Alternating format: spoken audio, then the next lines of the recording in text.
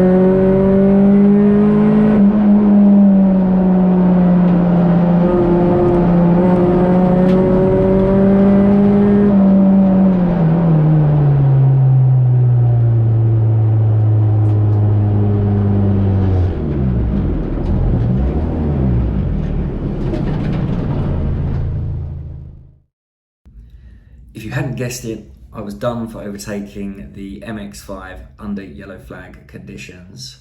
Now, the race officials actually ended the race under the safety car due to the circuit curfew being reached at the end of the day.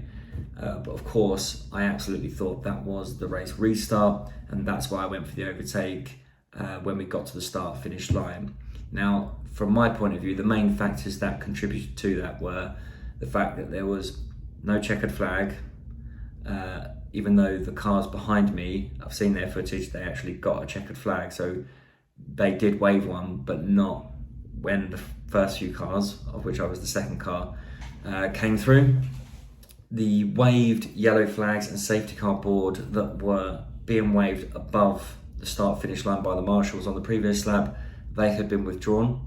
So again, there was no signal whereby line of sight was actually focused on at that point, and the flashing yellow signs that had been used to flash yellow and SC on the previous lap, they had been withdrawn as well. So there was no bright flashing indicator that we were still under yellow flag conditions.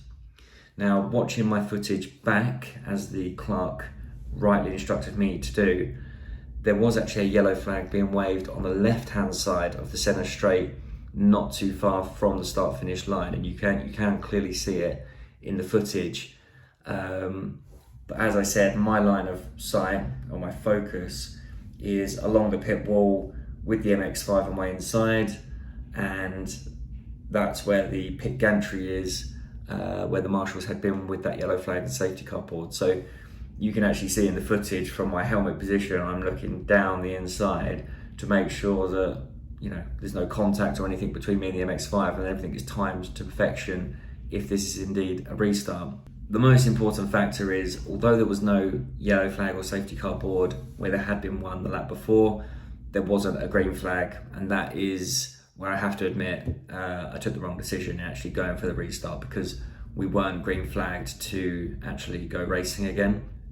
Now, the clerk did apologise to us after he'd said his bit about the fact that there had been no specified race duration before we actually went out. So we didn't know if it was going to be shortened or whether it actually would be 45 minutes. I was told it would be 45 minutes in the pit stop. Do you know how long the race is? Like 58 seconds. So it takes about 3 to 4 seconds from here. Do you know how long the race is though, the length of the race? Oh, look like it's full. Look like it's 40 minutes. 40 minutes, okay. But that turned out not to be true. So actually the race was, they were trying to bring the race to an early close. But of course I'm looking down at my timer and seeing that there's, you know, about 32 minutes on the clock. So I'm completely assuming safety car's gone in, end of safety car procedure. I'm going to take the restart and just go for it. I reacted to the first yellow flag at Rich's. That was, I could see that one quite clearly. And then, as I said in the footage, there's yellow flag subsequently, and I'm still at that point thinking that maybe there's been an incident behind me on the restart, and it's only when the marshals are in the circuit coming around Palmer, the penny just dropped, and I realised that was a safety car bringing the race to an end, but without a checker flag. So I just wish at that time of night during sunset, when you've got the sun beaming down the centre straight, that they'd continue to use those flashing yellow signs.